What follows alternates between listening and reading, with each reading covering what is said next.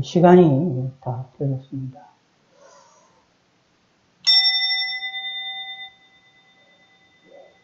사도신경의 내용으로 살아계신 하나님께 우리 신앙을 고백하심으로 수요일날 3일 예배를 하나님께 드리시겠습니다.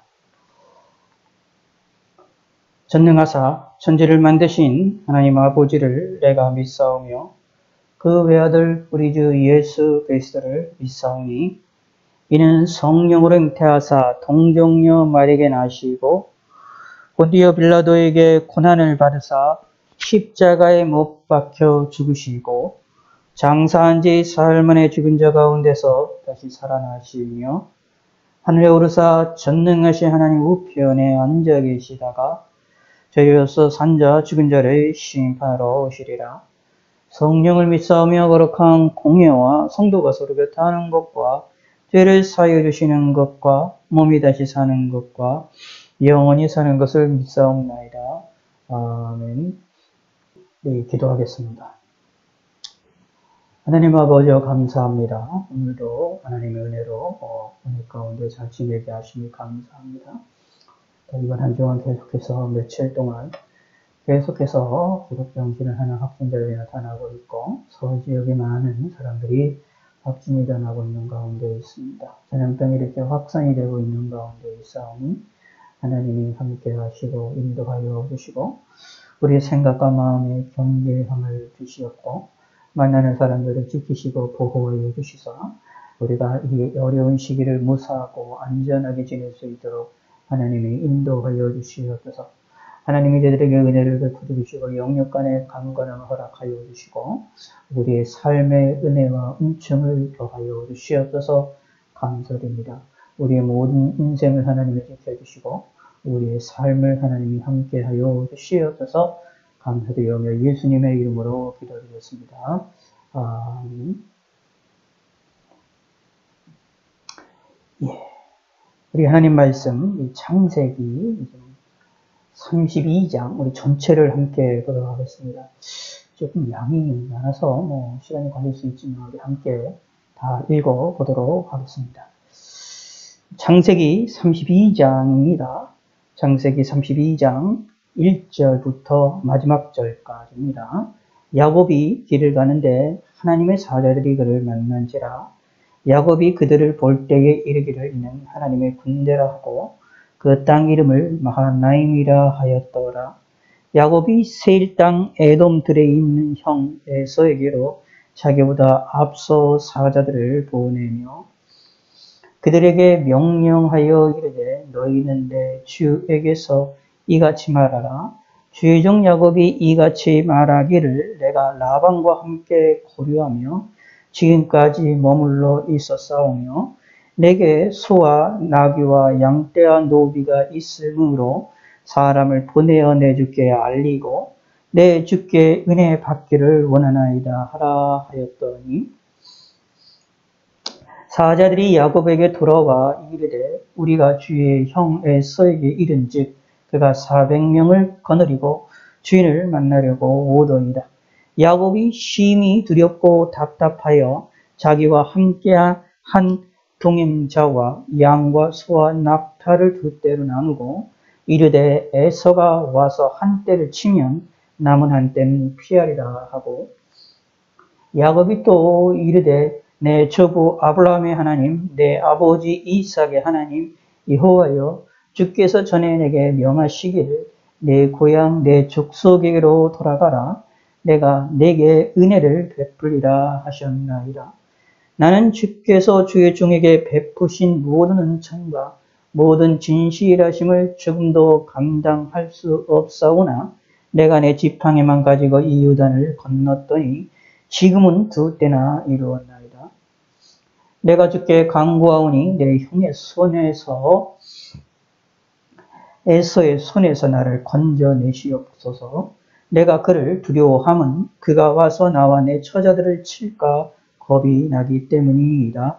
주께서 말씀하시기를 내가 반드시 내게 은혜를 베풀어 내 시로 바다에 셀 수 없는 모래와 같이 많게 하리라 하셨나이다. 야곱이 거기서 밤을 지내고 그 소유 중에서 에서를 위하여 예물을 택하니 암염소가 200이요 숫염소가 20이요 암양이 200이요 숫양이 20이요 전나는 낙타 30과 그 새끼요 암소가 40이요 황소가 10이요 암나귀가 20이요 그 새끼 나귀가 10이라 그것을 각각 때로 나누어 종들의 손에 맡기고 그의 종에게 이르되 나보다 앞서 건너가서 각대로 거리를 두게 하라 하고 그가 또 앞선 자에게 명령하여 이르되 내 형 에서가 너를 만나 묻기를 내가 누구의 사람이며 어디로 가느냐 내 앞의 것은 누구의 것이냐 하거든 대답하기를 주의 종 야곱의 것이요 자기 주 에서에게로 보내는 예물이오며 야곱도 우리 뒤에 있나이다 하라 하고 그 둘째와 셋째와 각대를 따라가는 자에게 명령하여 이르되 너희도 에서를 만나거든 곧 이같이 그에게 말하고 또 너희는 말하기를 주의 종 야곱이 우리 뒤에 있다 하라 하니 이는 야곱이 말하기를 내가 내 앞에 보내는 예물로 형의 감정을 푼 후에 대면하면 형이 혹시 나를 받아주리라 함이었더라. 그 예물은 그의 앞서 보내고 그는 무리 가운데 밤을 지내다가 밤에 일어나 두 아내와 두 여종과 11아들을 인도하여 야복나루를 건널세 그들을 인도하여 신을 건너가게 하며 그의 소유도 건너가게 하고 야곱은 홀로 남았더니 어떤 사람이 날이 새도록 야곱과 씨름하다가 자기가 야곱을 이기지 못함을 보고 그가 야곱의 허벅지 관절을 치매 야곱의 허벅지 관절이 그 사람과 씨름할 때에 어긋났더라. 그가 이르되 날이 세려하니 나로 가게 하라. 야곱이 이르되 당신이 내게 축복하지 아니하면 가게 하지 아니하겠나이다. 그 사람이 그에게 이르되 내 이름이 무엇이냐? 그가 이르되 야곱이니이다. 그가 이르되 내 이름을 다시는 야곱이라 부를 것이 아니요 이스라엘이라 부를 것이니 이는 내가 하나님과 미 사람들과 겨루어 이기었음이니라. 야곱이 청하여 이르되 당신의 이름을 알려주소서. 그 사람이 이르되 어찌하여 내 이름을 묻느니 하고 거기서 야곱에게 축복한지라. 그러므로 야곱이 그곳 이름을 보니엘이라 하였으니 그가 이르기를 내가 하나님과 대면하여 보았으나 내 생명이 보존되었다 함이더라.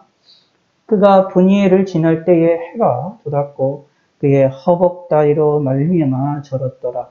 그 사람이 야곱의 허벅지 관절에 있는 등부에 심줄을 쳤으므로 이스라엘 사람들이 지금까지 허벅지 관절에 있는 등부의 심줄을 먹지 아니하더라.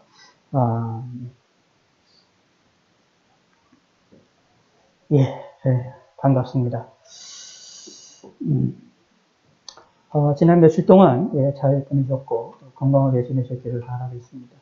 뉴스를 통해서 잘 아시는 것과 같이 계속해서 확진자들이 많이 나타나고 있고 좀 번지고 있는 가운데 있어서 걱정과 근심 가운데 있는데 하나님의 은혜로 여러분들이 우리의 삶이 그래도 평안하게 하루를 보내시고 있고 하루하루를 안전하게 보내시고 계심을 감사를 드립니다.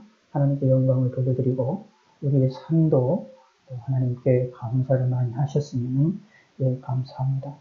계속해서 이제 어려운 날들이 계속해서 벌어질 텐데 우리가 또 건강하고 강건하게 하루하루를 보내기를 소원하고 소망하시길 바라겠고 예수 그리스도의 이름으로 항상 승리하시기를 바라겠습니다.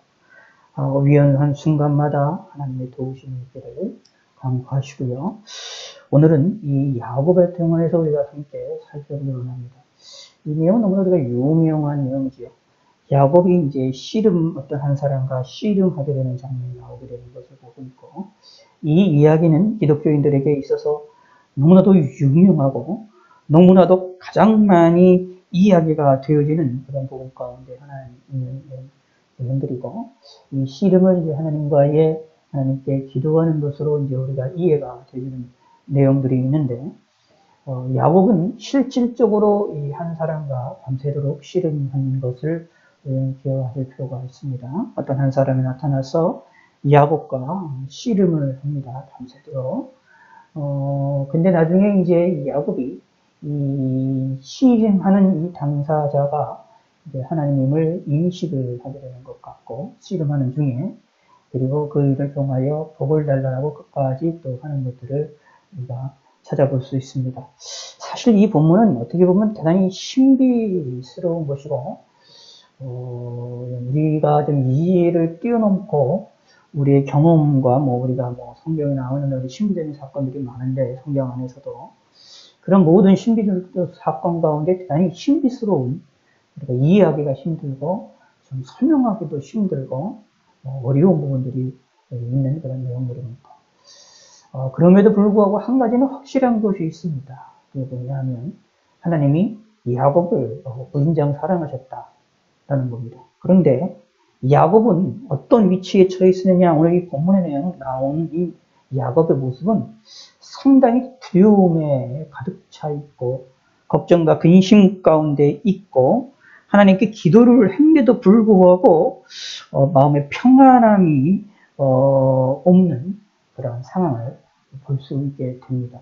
불안에 떨고 있고 상당히 그리고 인간적인 방법을 사용을 하고 있고 인간의 지혜를 최대한 이용을 하고 있는 아주 전형적인 야곱의 술수위를 잘 부릴 줄 알고 뭔가 사람의 마음들을 움직이려는 일에 있어서 대단히 탁월한 사람이었음을 야곱을 통하여 알 수 있는데요. 그 모습이 자기가 가지고 있던 인생의 모든 것을 다 쏟아부어서 자신의 두려움의 문제를 해결하려고 노력을 하는 것을 살펴볼 수 있습니다.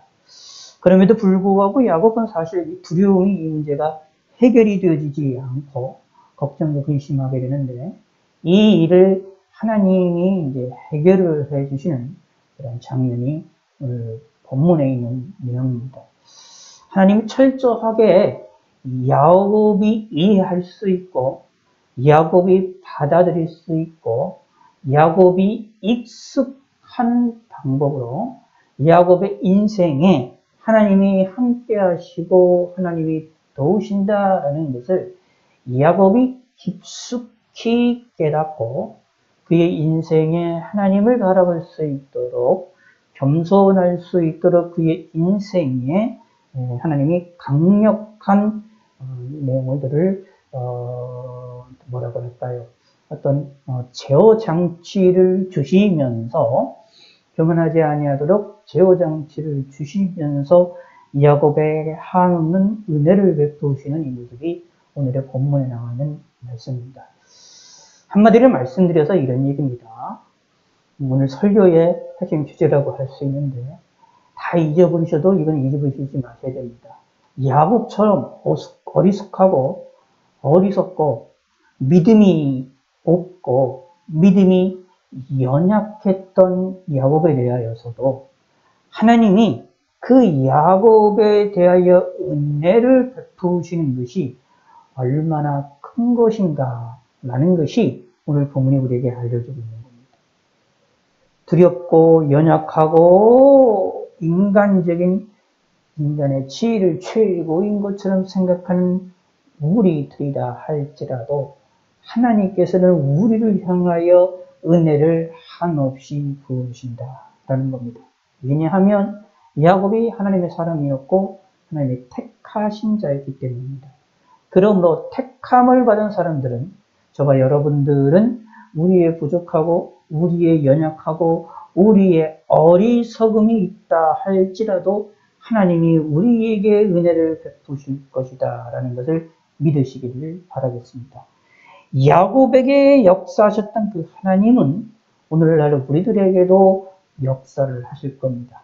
야곱처럼 이렇게 독특하고 특이하고 아주 독특한 방법으로 야곱에게 역사하셨던 것처럼 동일하게 역사하지 않으시지만 우리의 삶 속에서 우리에게 맞춰서 야곱에게 맞춰서 역사하셨던 그 하나님께서 우리에게도 나에게도 내 수준에 맞게 나의 삶에 맞게 나의 지식과 나의 경험과 나의 마음과 나의 환경에 맞게 우리에게 다가오셔서 우리에게 역사하시고 우리를 은혜를 베푸실 것이다 라는 것입니다.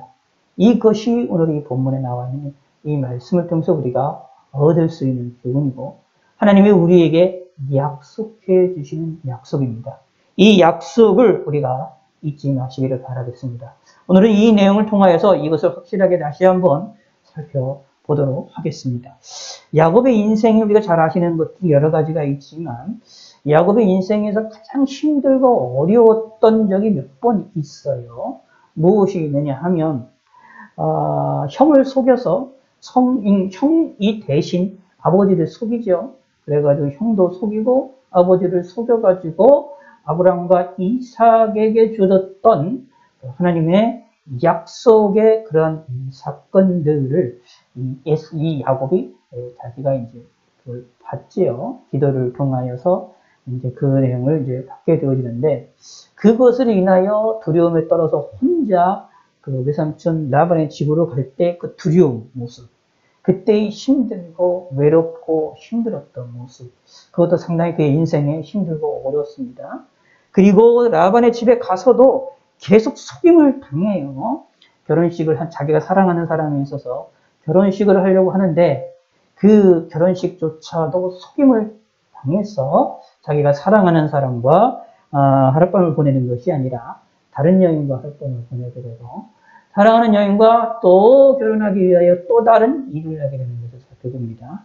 그 이후에서도 자신이 그 외삼촌으로부터 돈을 벌고 그 다음에 많은 재산을 얻게 되는 데 있어서도 라반으로부터 많은 견제를 당하고 많은 속임을 당하는 일들을 볼 수가 있습니다. 그래서 야곱이 상당히 어려움에 처하지요. 전 이런 어려움들이 있는 처하는 것 가운데에 야곱이 또 하나 가장 이 인생 가운데 고통스럽고 두려움에 처하는 인생이 또 하나가 있는데 오늘 본문에 나와 있는 이 말씀입니다. 사실 이거 왜 이후에도 야곱이 어려움이 없느냐? 그 후에도 있습니다. 자신의 자녀들끼리 자신이 눈앞에서 자녀들끼리 싸우고 이런 것들도 눈으로 봅니다. 심지어 자신이 사랑하는 요셉이 죽었다라는 소식을 자신이 듣습니다. 몇 년 동안 자기 자녀가 죽었다라는 것 때문에 그 고통 가운데에 좌절 가운데에 큰 고난 가운데 살게 되는 것도 우리가 찾아볼 수가 있는데 오늘 이 본문도 사실 이게 인생 가운데 성경에서 묘사되는 것들 중에 가장 이 야곱의 인생에서 가장 두려움에 처하는 것이 아주 적나라하게 묘사가 되고 있는 부분입니다. 라반의 집을 떠나가지고 이제 자기 집으로 돌아오게 되어지는데 걱정과 근심을 하게 됩니다.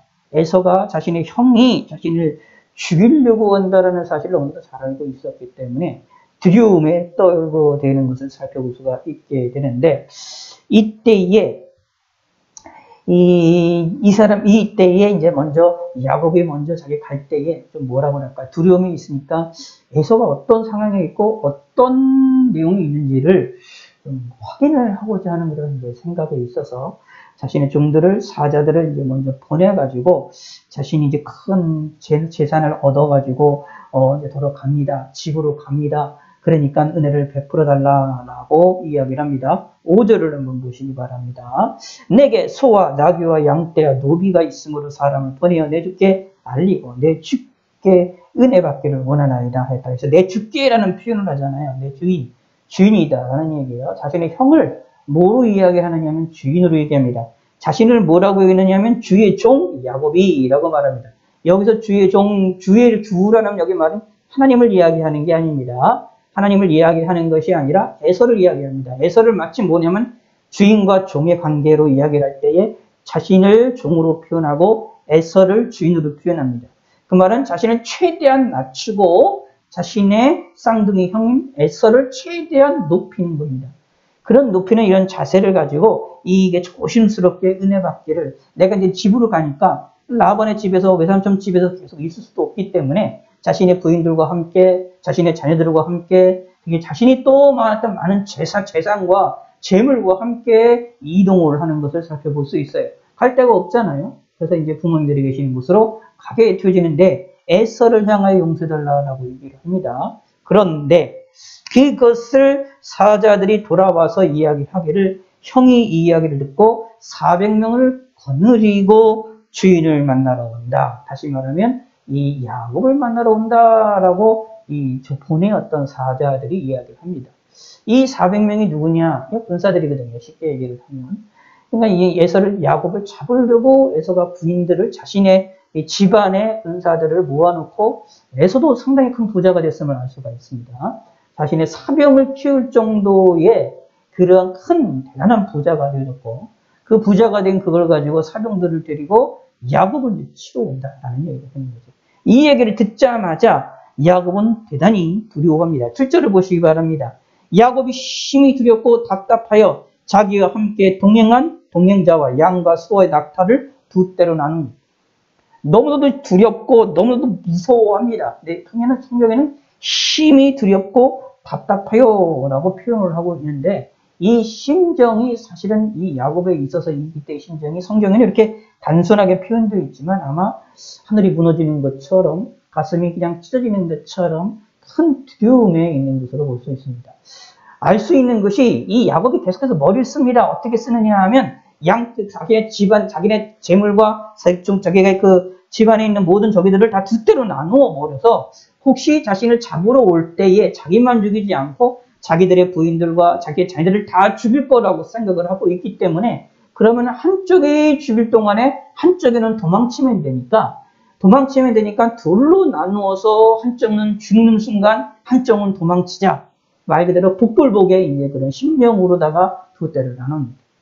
그거로만 끝나지 않지요. 나중에는 어떻게 되느냐 하면 요단강을 건너서 보낼 때도 어떻게 되느냐 하면 두 대가 아니라 여러 대로 나누어서 여러 무리로 나누어 가지고 먼저 에스더에게 먼저 보내는 것을 볼 수 있습니다. 그러니까 머리를 계속 쓰는 겁니다. 어떻게 하면은 에서로부터 예, 죄송합니다. 이게 좀 핸드폰의 소리가 계속 났네요. 이 에서로부터 어떻게 하면은 에서로부터의 고통을 자기가 목숨과 자신의 식구들이 다 구원을 받을 건지 생명의 유지를 할 건지를 자신이 할 수 있는 최고의 방법으로 고민을 하기 시작하는 겁니다. 머리를 쓰는 겁니다. 자기가 생각하시는 최대한 머리. 처음에는 두 대로 나눠서 무리로 나누어가지고 한쪽이 망하면 한쪽이 살도록 그렇게 이야기할 이 8절을 보시기 바랍니다. 이르되 에서가 와서 한 떼를 치면 남은 한 떼는 피하리라 하면서 이야기합니다. 이렇게 행동을 해도 야곱이 마음이 안정을 못 찾습니다. 그러니까 어떻게 하느냐? 기도를 합니다. 기도의 내용을 잘 보시면 뭐 이렇게 야곱이 이르되 내 조부 아브라함 하나님, 내 아버지 이삭의 하나님 그러면서 하나님께서 우리에게 은혜를 내가 내게 은혜를 베풀리려고 하셨나이다. 하나님의 약속을 들먹이면서 하나님이 자신에게 약속하셨고 자신의 할아버지, 자신의 아버지에게 약속하셨던 그 약속들을 들먹이면서 하나님이 나에게 은혜를 베풀어 달라라고 얘기하는 거예요. 자신의 인생에서 자기가 처음으로 아무것도 없이 여기를 지나갈 때도 하나님이 도와주셨는데 이제 갈 때도 형의 손으로부터 나를 구해달라고 아주 노골적으로 얘기합니다. 11절 내가 주께 간구하니 내 형의 손에서 에서의 손에서 나를 건져주시옵소서. 자 이렇게 말하죠. 성경에 이제 이런 식의 이제 표현들이 나오는데 내 형의 손에서 에서의 손에서 두 번 반복이 되잖아요. 이게 야곱의 심리 상태가 얼마나 깊게 있었는지 얼마나 다급했고 얼마나 무서웠는지를 명확하게 보여주고 있는 내용입니다. 뭐 성경에서 이렇게 표현되고 있으니까 우리가 이제 뭐 이렇게 이 야곱이 당했었던 이 두려움이라는 것을 우리가 잘 느끼지는 못하지만 우리의 상상력을 좀 발휘해 보셔서 이 생각을 해본다면 야곱이 당하는 이 고통, 이 두려움이라는 것은 아주 심각한 두려움이었다라고 보시면 됩니다. 죽음에 대한 두려움인데 자식뿐만 아니라 자신의 식구들까지 다 죽을 거니까 엄청난 두려움 가운데 빠지는 것을 볼 수가 있게 됩니다. 그러니까 쉽게 해서 여러분의 인생에서 가장 두려웠던 순간들을 한번 좀 생각을 해보거나 아마 생각 안 나시겠지만 그래도 혹시 그런 두려웠던 순간을 떠올려 보시면 그것보다 더 배 이상 수백 배는 더 강력한 두려움이 야곱에게 있었다라는 것을 볼 수가 있어요. 자, 그런데 이렇게 그것을 기도로 통하여서 표현을 합니다.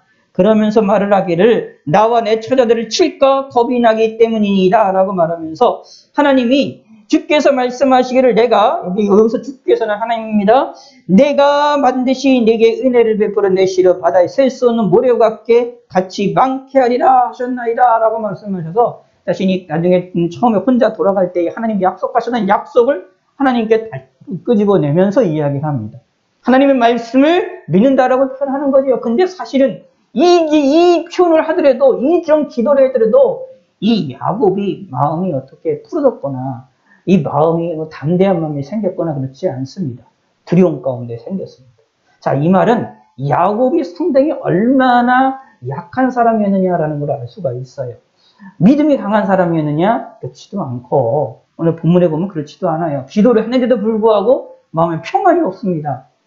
우리가 보통 요즘 오늘날에 이제 우리들의 신앙인들의 눈으로 보면 이 야곱의 이 신앙은 완전 이상한 거예요. 믿음이 완전 없는 겁니다. 기도를 했는데도 두려움이 있어요. 우리는 그런 사람들을 손가락질 하잖아요. 기도했는데도 불구하고 믿지 못하고 두려움 가운데 있다. 걱정과 혼란 날에 주님을 찾으라고 말씀하셨던 하나님 말씀이 있는데 그 말씀에 근거해서 하나님을 찾았어요. 혼란 날에 고통나에 하나님을 찾았습니다. 그런데 그렇다면 하나님이 그 혼란에 도우신다고 약속하셨기 때문에 그거를 믿어야만 되기 때문에 그렇게 기도하면 마음에 평안이 있어야 되고 믿음이 하나님에 대한 믿음을 가져야 되는 것이 정상적이라고 생각할 것입니다. 그렇잖아요. 그래서 내가 기도를 했는데도 불구하고 거기에 마음의 안정이 없다면 믿음이 없는 것으로 사람들이 우리를 손가락질을 하고 우리 내 자신도 스스로를 책망을 합니다. 내가 믿음이 없다고 나를 책망합니다.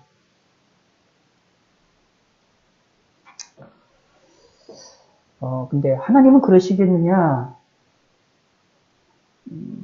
이야기를 보면 조금 그렇지가 않아요. 기억을 하셔야 돼요. 성경을 쭉 읽고 우리의 믿음의 선배들을 보거나 성경 내용들을 볼 때에 환난 날에 하나님께서 나를 찾아라고 하나님이 말씀하셨잖아요. 어려움의 순간에 두려움의 순간 이 야곱은 이때 엄청나게 두려움에 빠져 있었고 무서움에 빠져 있는 순간이거든요. 이때 하나님께 기도했습니다. 근데 이 기도를 통해 마음에 평안이 왔느냐? 안 왔어요. 이것처럼 우리 신앙생활 할 때도 사실 하나님께 환난 날에 하나님께 기도할 때에 하나님이 우리에게 응답을 주셔서 내 마음에 평안함이 일어날 것이 일어날 때도 있지만 일어나지 않을 때도 있어요. 내 마음에 믿음이 생기고 확신이 생기고 흔들리지 아니하고 두렵지 아니하는 마음이 생기느냐? 아니, 야곱처럼 두렵고 무서움이 계속 있습니다. 기도를 하는데도 불구하고. 하나님이 우리를 붙잡아 주시고 우리를 은혜를 베푸신다고 약속해 주셨는데 그럼에도 불구하고 하나님께 기도를 했는데도 불구하고 그 일이 내 마음에 없어요. 내 눈에 보이지가 않습니다. 두려움이 계속 생길 수가 있습니다. 어떻게 보면 믿음 없는 행동이지요. 어떻게 하면 참 하나님을 의지하지 못한 행동이지요. 이런 마음이 우리 안에 생길 수가 있습니다. 이것도 우리가 좀 잘 이해하시는 것이 필요해요. 신앙이 좋은 사람이라고 하는 사람들 가운데에 좀 참 교만한 그런 내용들인데 그런 사람들 가운데 이렇게 환난 날에 하나님을 불렀는데도 불구하고 기도했음에도 불구하고 두려움에 처해 있는 사람이 있는데 야곱처럼 그런 사람들을 향하여 믿음 없다고 책망하고 그들이 하나님께 기도만 했다고 책망하는 사람들이 꽤 많습니다. 신앙생활 할 때. 근데 우리는 그런 말 안 하는 게 좋습니다. 그런 사람들을 보면서 책망하고 믿음이 없다고 책망하지 말고 기도하는데도 불구하고 두려움이 있다. 그들을 오히려 불쌍히 여기고 감싸 안아야 되지. 믿음이 없다고 책망하거나 하나님을 바라보지 못했다고 그들을 놀리거나 그들의 신앙이 없는 것이라고 하나님을 의지하지 않는 것이라고 하나님께 기도했으면 믿어야 되는데 하나님께 기도했으면 하나님을 믿고 평안을 가져야지 용기를 가져야지 왜 용기를 갖지 않고 계속 두려움에 처하고 있느냐? 너는 믿음이 없는 것이다. 너는 하나님을 신뢰하지 않는 것이다. 라고 공격을 많은 사람들이 한다라는 겁니다. 그렇게 하면 안 됩니다. 하나님이 기뻐하시는 게 아닙니다. 야곱도 사실 이랬습니다. 야곱도 두려움, 이런 일을 하고도 두려움이 또 처해서 뭐 했느냐? 증거가 뭐냐 하면, 기도하고 나서 그 전에는 뭐였어요? 양 두 대로 나누던 그 무리들을 자기의 집, 자기의 재산을 두 대로 나누던 거를 어떻게 했느냐 하면, 여러 대로 나눕니다. 예물을 택하여서 200과 수염소 20과 암양과 200과 수양의 20이요 전나는 낙타 30과 그 새끼요 암소가 40이요 황소가 10이요 암나귀가 20이요 그 새끼 나귀가 10이라.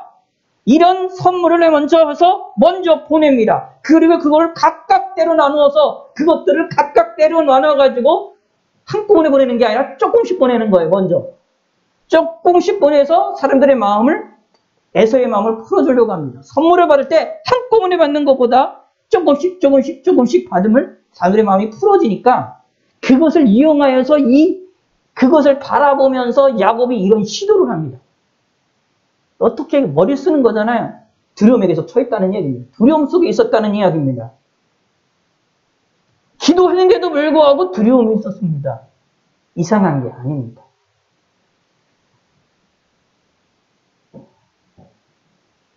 절대로 이상한 게 아닙니다. 잘못된 게 아니에요.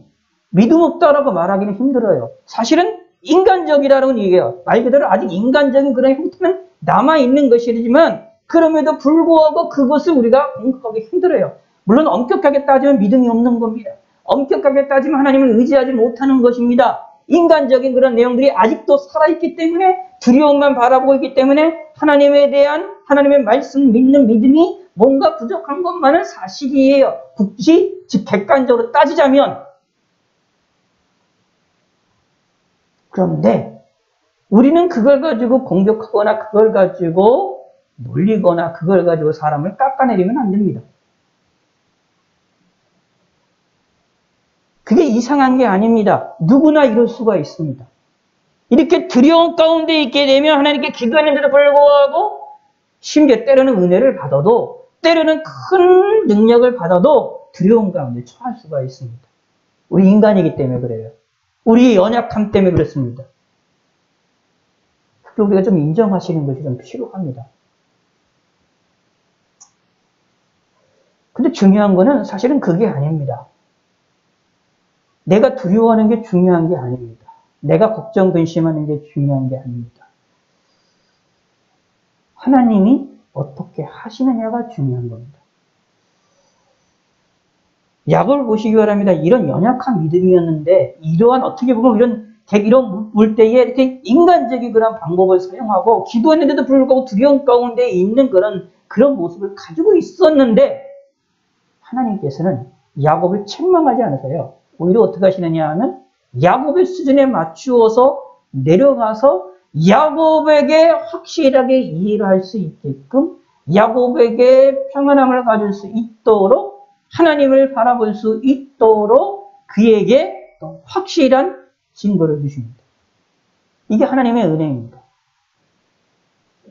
혹시나 우리의 인생에서 하나님께 환난날에 하나님을 찾았을 때에 그 환난날에 하나님을 찾는데도 불구하고 기도했는데도 불구하고 그 불안함과 두려움과 우리의 걱정, 근심이 없어지지 아니한다 할지라도 걱정하실 필요가 없습니다.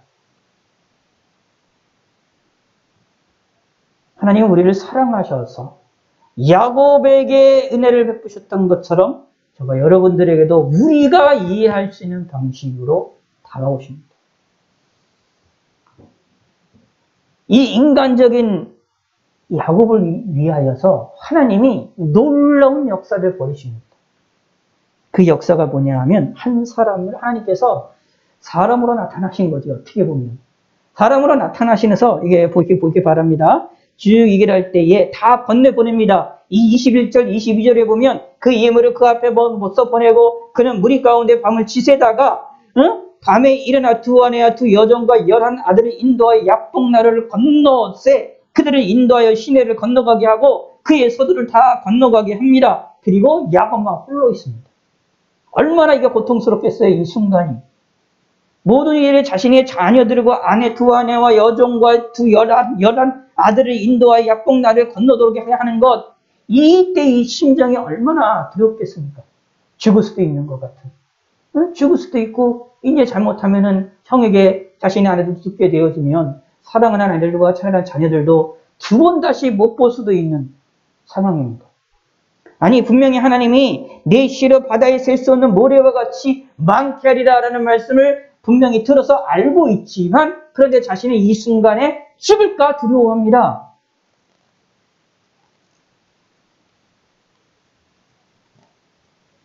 죽을까 두려워서 떠는 모습을 우리는 찾아볼 수가 있어요.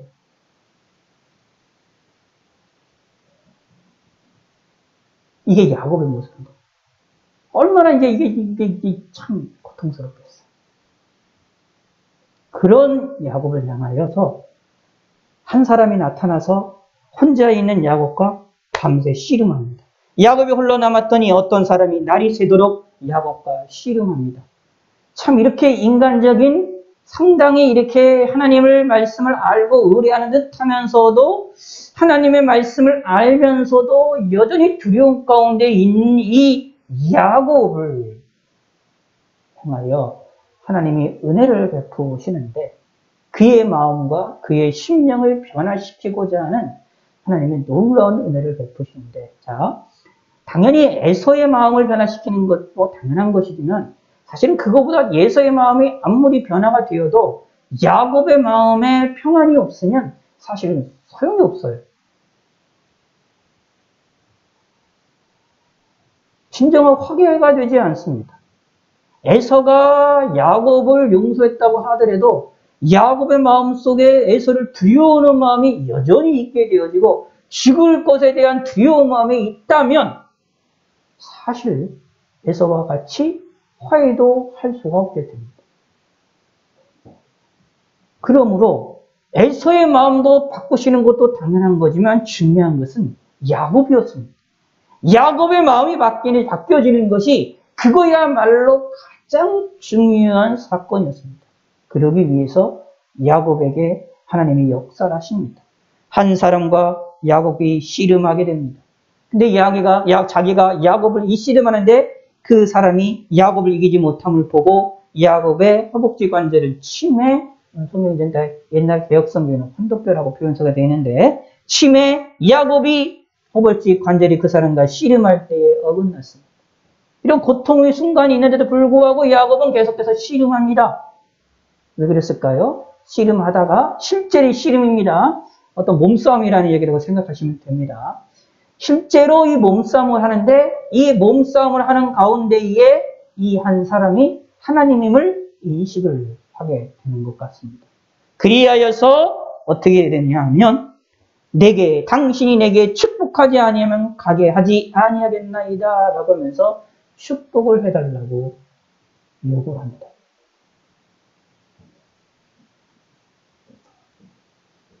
이게 야곱의 또 다른 아주 중요한 믿음 가운데 하나입니다. 이게 무슨 말이냐 하면 하나님에 대해서 의뢰하는 일에 있어서 제대로 못해서 간구함에도 불구하고 기도했음에도 불구하고 불안과 두려움과 죽음의 공포에 있는 야곱이었지만 이 죽음의 공포가 있고 이 에서의 모든 것들을 변화시키고 내 마음도 변화시킬 수 있는 모든 것들은 다 하나님이 복을 주셔야 된다는 사실을 분명하게 알고 있었습니다. 그래야 해서 그것이 기회가 되어졌을 때 그것을 받을 수 있는 기회가 되어졌을 때 복을 받을 수 있는 기회가 되어졌을 때 그거를 붙잡았습니다. 그래서 복을 달라고 강요를 합니다. 오늘날에는 이 사건은 이제 보통 기도하는 것으로 우리가 묘사를 많이 하고 있고 야곱이 하나님께 간구하는 것으로 이야기가 되어지고 있는데 야곱은 이렇게 기회가 되어졌을 때 하나님의 도우심을 하나님의 복을 달램을 하나님께로부터 축복받기를 소원했습니다. 다시 말씀드리면 자신의 인생을 변화시키고 에서와 관계에 있어서 에서가 자기를 죽이지 않게 하는 그 핵심적인 원리를 이제는 무엇으로 알지? 무엇으로 알고 있었느냐면 그것이 안 될 수 있는 방법은 하나님이 복을 주시는 것 외에는 방법이 없다라는 것을 안 겁니다. 그리하여 표현합니다. 인간적으로 여러 가지 선물을 주어줘서 애굽에게 선물을 준다고 하여서 에서의 마음이 에서에게 선물을 보낸다고 하여서 에서의 마음이 풀릴까? 확신이 없었습니다. 풀리기를 바랬지만 야곱은 이것을 풀릴 수 있는 유일한 방법은 하나님께로부터 복을 받는 겁니다. 그래서 자신과 밤새도록 씨름하는 이 사람이 하나님을 알게 되었을 때에 복을 달라고 끝까지 강구합니다. 그랬더니 이 사람이 내 이름이 무엇이냐? 하나님 아는데도 불구하고 다시 물어보시는 겁니다. 성경에 종종 그게 나와요. 하나님이 뻔히 아는데도 불구하고 우리의 이름을 물으시고 우리의 존재를 스스로 인정하도록 하게 하시는 모습이 많이 나옵니다. 이것은 우리에게 시사하는 바가 큽니다. 우리는 하나님 앞에 섰을 때에 내가 누구임을 정확하게 알아야 됩니다. 그리고 하나님 앞에 내 자신이 어떤 사람임을 고백할 줄 아는 사람이 되야 됩니다. 하나님을 알게 되면 나를 알게 될 수밖에 없습니다. 그래서 하나님께 나아가기 위해서는 나라는 자신에 대하여 내 자신을 정확하게 알고 인식하고 고백하는 성도가 되어야 됩니다. 이것도 마찬가지입니다. 알게 합니다. 그가 이르되 야곱이니? 라고 대답하니까 뭐라고 말이냐? 내 이름을 다시는 야곱이라 부를 것이 아니요 이스라엘이라 부를 것이니라 라고 하면서 이는 내가 하나님과 및 사람들과 겨루 이겼습니다 라고 말합니다. 사실 엄격하게 따지면 하나님이 져주신 거죠. 일부러 져주신 것입니다. 근데 야곱이 이것을 보고 당신의 이름이 알려주소라고 말하면서 그 사람이 이르되 어찌 내 이름을 묻느냐 하고 거기서 야곱에게 축복한지라 30절에 이런 말이 나옵니다. 그러므로 야곱이 그것 이름을 브니엘이라 했으니 그가 이르기를 내가 하나님과 대면하여 보았으나 내 생명이 보존되었다 합니다.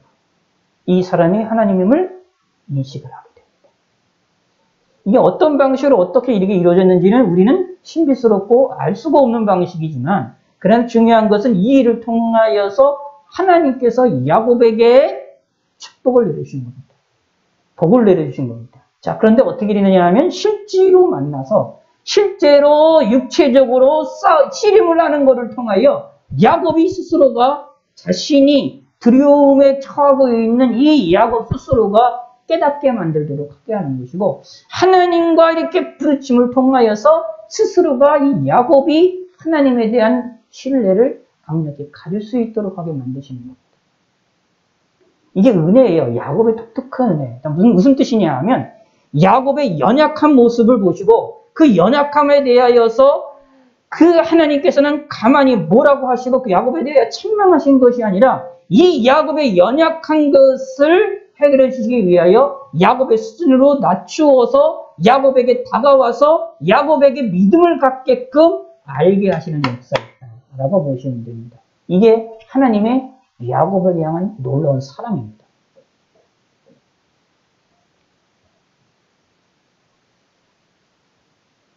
우리는 마음에 꼭 새기시고 믿으시기 바랍니다. 우리가 연약한 것 솔직히 괜찮습니다. 부족한 거 괜찮습니다. 하나님께 환난 날에 기도했는데도 불구하고 평안이 없습니다. 걱정, 근심이 있습니다. 괜찮습니다. 낙심하고 낙오 할 필요 없어요. 나의 믿음 없음에 대하여 낙심할 필요가 없습니다. 다른 사람이 우리를 향하여 놀리는 일에 대하여 내가 실망할 필요가 없습니다. 왜냐하면 하나님은 내 여가 연약하면 내 연약한 수준에 맞추어서 나에게 다가오셔서 나에게 믿음을 주십니다. 나를 편안을 주십니다. 나에게 응답해 주십니다. 사실 지극히 인간적인 이 야곱을 향하여서 하나님이 야곱에게 믿음을 주시고 야곱에게 확실함을 주도록 하기 위하여서 모르는 사람과 씨름하다가 그 사람이 하나님을 알게 해서 돌 달라고 강구하고 그 가운데에 헌터뼈가 부러져서 그리고 평생 불구로 살게 되는 야곱이지만 이렇게 살아나갈 수 있게 하도록 하게 만드시는 하나님의 섭리가 있었다. 그러므로 하나님이 어떻게 해서든 우리를 지키시고 돌보실 것이다. 라는 게 오늘 본문의 핵심입니다. 그것도 어떻게? 우리 수준에 맞추어서. 내 수준에 맞추어서입니다. 그러므로 걱정하실 필요가 없습니다. 이게 하나님의 사랑받는 사람의 하나님의 선택함 받은 사람들의 복 중에 복입니다. 그러므로 우리들도 다른 사람들을 볼 때, 믿음이 연약한 사람들을 볼 때, 이게 믿음이 부족한 사람들을 볼 때 우리가 함부로 손가락질하고 함부로 욕하고 그 사람들을 놀릴 수가 없어요.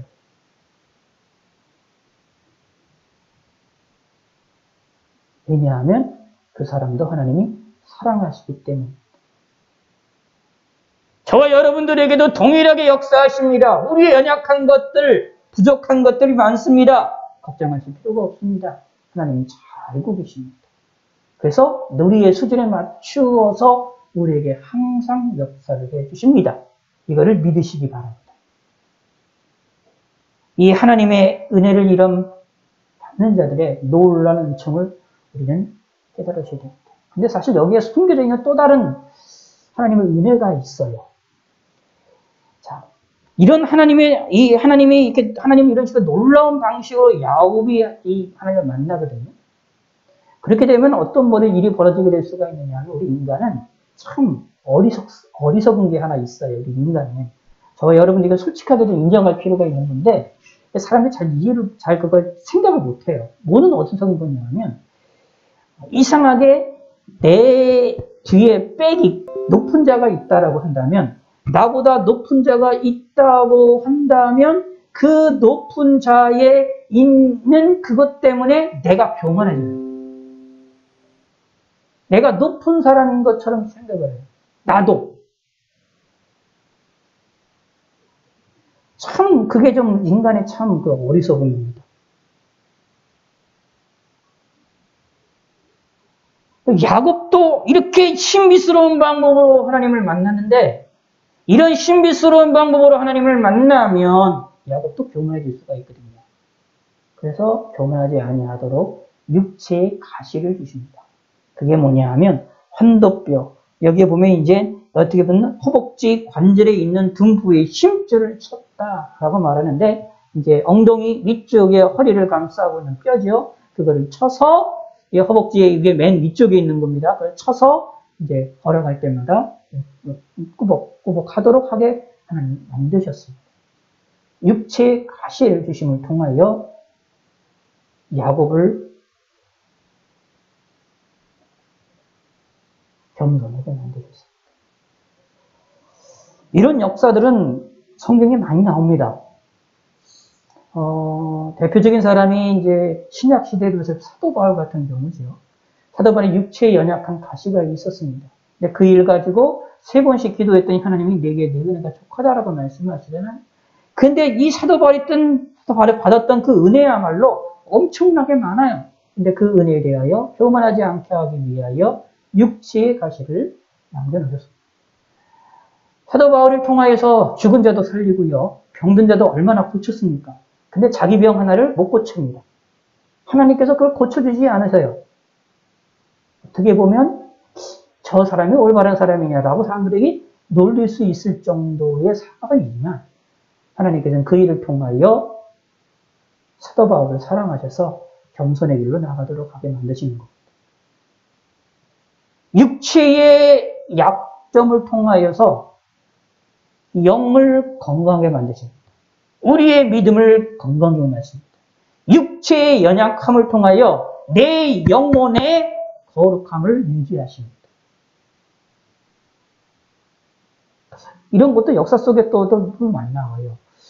대표적인 사람으로 한 사람만 말씀드리면 기독교 역사에서 하나님의 말씀을 특히 서방 기독교 역사 가운데에서 하나님의 말씀을 유명한 사람들 가운데에 가장 성경 말씀을 가장 바르게 이해를 많이 했고 다르게 잘 균형 잡히게 많이 이야기했던 사람으로 이야기되는 사람이 누구냐면 칼빈이라는 사람입니다. 종교개혁 시대에 제2세대 종교개혁자인데 뭐 장로교안에서나 이쪽에서 상당히 유명한 사람을 칩니다. 왜냐하면 그 사람이 바라봤던 성경의 이 관점들이 성경을 가장 균형력 있게 그 당시에 혼란스러운 상황에서도 잘 제대로 보고 바르게 설명해냈던 사람이 칼빈으로 이해가 되어지고 있기 때문입니다. 후대 사람들이 보아도 칼빈이 보았던 이 성경관이나 성경을 이해하는 그 관점이 상당히 훌륭했음을 하나님의 말씀과 가깝게 갖고 하나님의 뜻을 바르게 잘 드러내고 있었음을 후대 사람들도 다 인정을 하게 되고 수밖에 없을 정도의 그런 의미죠. 근데 뭐 잘 아시는 바대로 칼빈이 일찍 죽지요. 근데 병이 많았습니다. 육체의 병이 많았다고 얘기를 하잖아요. 이은즉슨 칼빈을 겸손하게 만드시는 것이었다 라고 보시면 됩니다. 야곱도 동일한 현상입니다. 하나님의 놀라운 은혜를 체험합니다. 쉽게 얘기해서 하나님을 만나는 거예요. 그것도 육체적으로. 놀라운 일입니다. 그 일에 대하여 야곱이 교만해지지 않겠습니까? 교만해질 수 있습니다. 그러므로 교만해지지 않게 하기 위하여 그에게 육체의 약점을 하나님이 만들어 놓으셨습니다. 그걸 계속 유지시키십니다.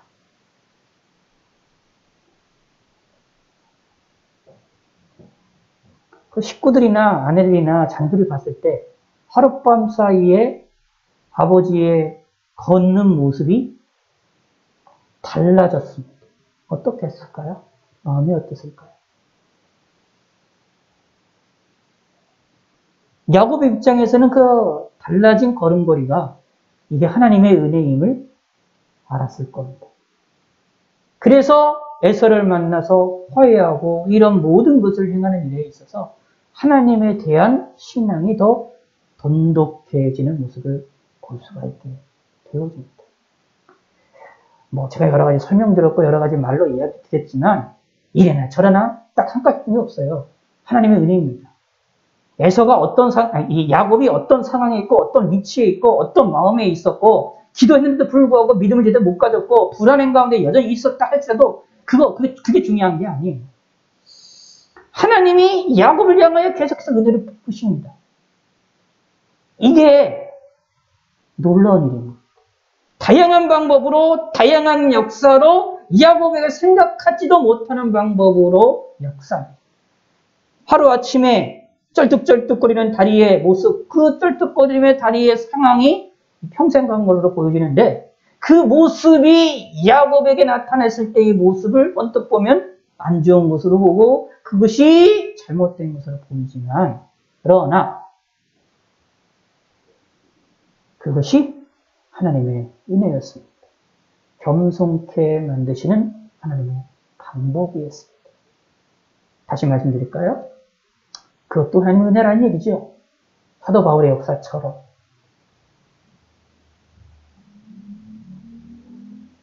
이렇게 야곱을 향하여 하나님이 주셨던 이 은혜의 이런 방식이 저와 여러분들에게도 동일하게 일어납니다.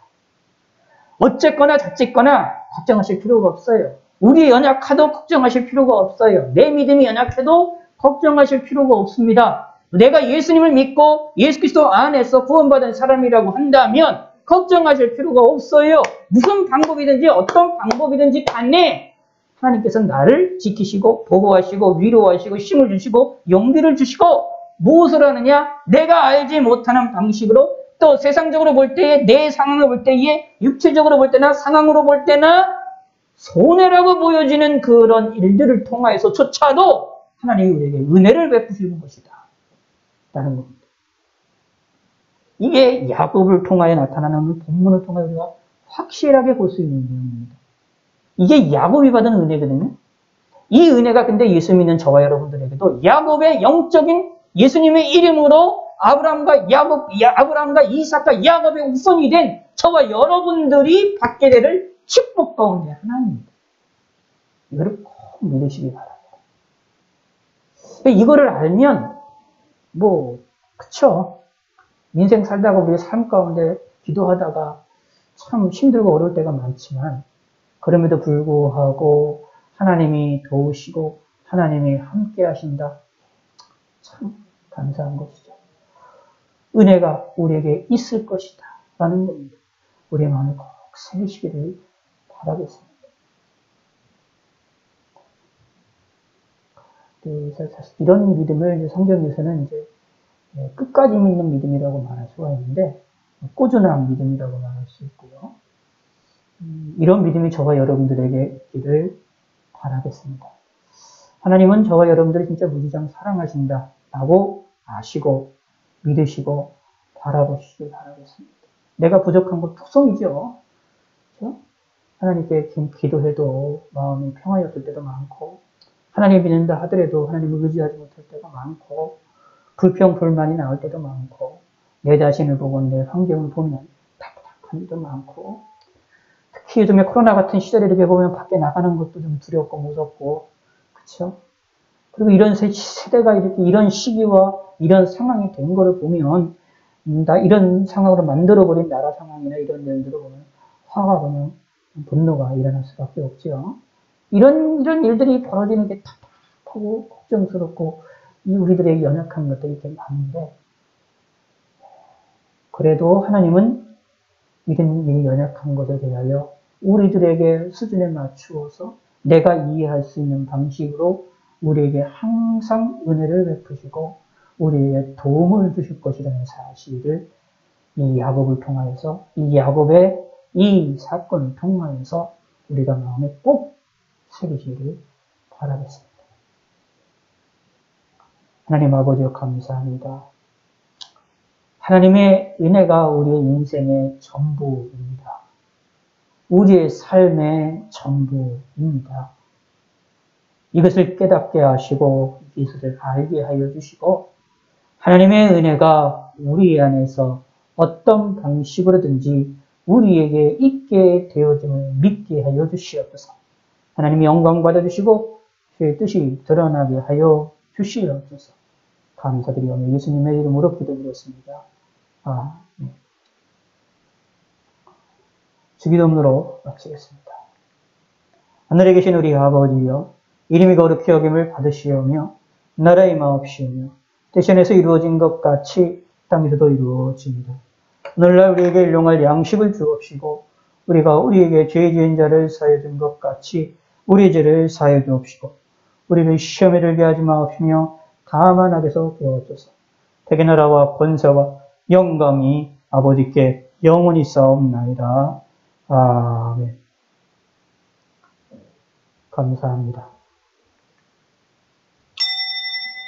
이번 한 주간도 무사히 잘 보내시길 바라겠고 주일날도 우리 함께 대면과 온라인으로 보일 수 있기를 소원하고 소망합니다. 위에서 기도해 주시기 부탁드리고 항상 조심하시고 마스크 착용만 항상 부탁을 드리고요. 이동하실 때의 동선도 최소한 단순하게 하셔서 많은 사람들을 접촉하지 않으실 수 있도록 조심해 주시기를 부탁의 말씀을 드리겠습니다. 하나님의 도우심이 저와 여러분들에게 꼭 있기를 소원하고 소망합니다. 항상 하나님을 바라보시고 이래나 저래나 하나님의 은혜가 소중하고 귀중하다라는 것을 기억하시기를 바라겠습니다.